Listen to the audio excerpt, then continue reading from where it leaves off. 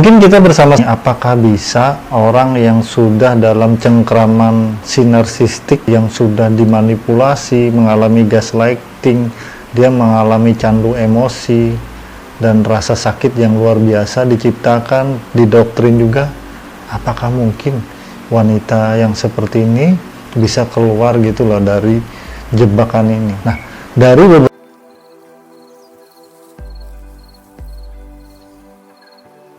beberapa cerita yang saya dengar dari klien-klien saya, dari kolom-kolom komentar, dari video-video yang saya buat, banyak wanita yang akhirnya bisa keluar dari kondisi tersebut, namun banyak juga yang belum berhasil keluar dari kondisi yang menyakitkan tersebut dan malah terjebak dengan rasa sakitnya. Ada beberapa banyak alasan sih teman-teman ya. Yang paling klasik menurut saya adalah saya tidak bisa meninggalkan hubungan ini karena saya memiliki anak dan kasihan kalau kami berpisah. Beberapa banyak alasan sih teman-teman ya. Yang paling klasik menurut saya adalah saya tidak bisa meninggalkan hubungan ini karena saya memiliki anak dan kasihan kalau kami berpisah. Anak saya gimana gitu. Itu jawaban yang paling klasik, yang paling banyak saya dengar ketika mereka terjebak di hubungan yang sangat menyakitkan ini. Menurut saya, kalau memang alasan kalian adalah anak, dan si wanita tadi bertahan karena alasan anak, tapi dia mengabaikan kesehatan mentalnya, dia mengabaikan harga dirinya, justru yang terjadi adalah bagaimana pengasuhan terhadapnya akan baik, anaknya akan baik jika dipertontonkan dengan pertikaian-pertikaian tersebut. Bagaimana dia bisa mengelola emosinya dengan baik, kemudian fokus mendidik anak dengan baik kalau emosinya saja tidak baik gitu loh. Justru menurut saya, ketika kita banyak terpancing atau banyak menyimpan luka batin, maka anak kita akan menjadi orang pertama pelampiasan. Atau karena kan orang-orang terdekat kita yang paling kena pelampiasan emosi kita sendiri, hal-hal yang tidak baik dan lain-lain pasti ke anak kita juga teman-teman. Jadi alasan-alasan seperti itu tidak kuat menurut saya ya. Kenapa itu menjadi saya sebut alasan yang klasik. Selanjutnya teman-teman, gimana sih biar bisa keluar dari kondisi yang mencekam dan menyakitkan tersebut?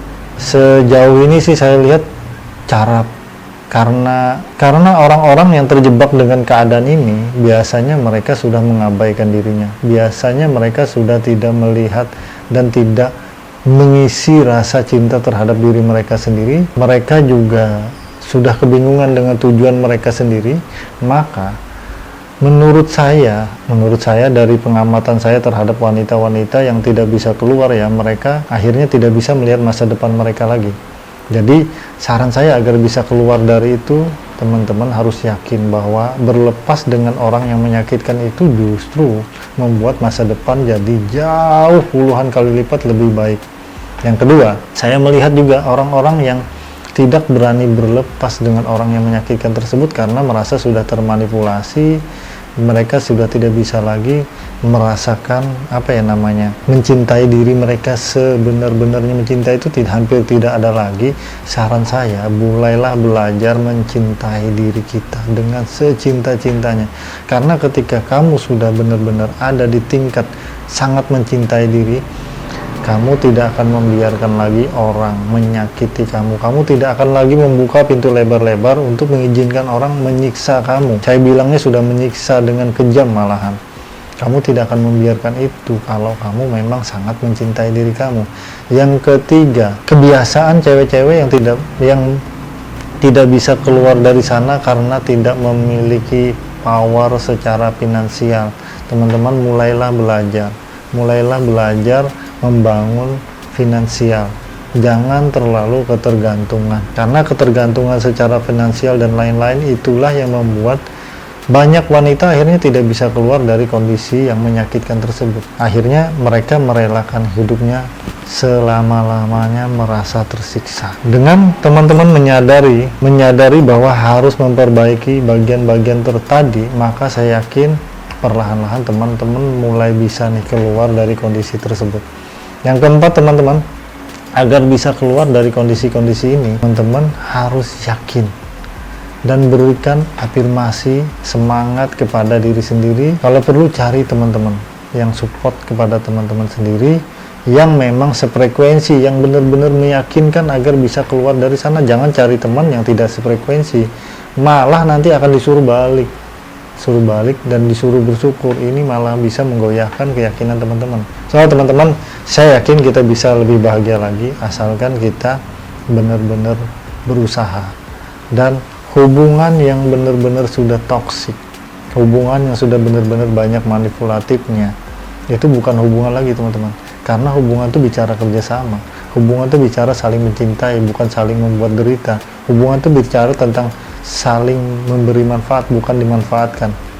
Hubungan itu bicara tentang saling berkompromi, bukan harus mengikuti maunya satu orang saja. Kalau sudah di tahapan seperti ini tuh sudah saling menyakitkan dan tidak ada keuntungan apapun kalau kalian tetap ada di sana.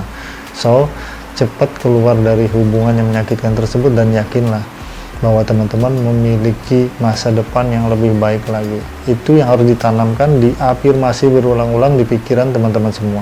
Salam dari saya Coach Dani, semoga konten ini bermanfaat dan support konten ini agar terus berkembang dengan cara like, komen, dan share, serta bagikan channel YouTube ini ke teman-teman kalian yang membutuhkan pencerahan seperti kalian juga.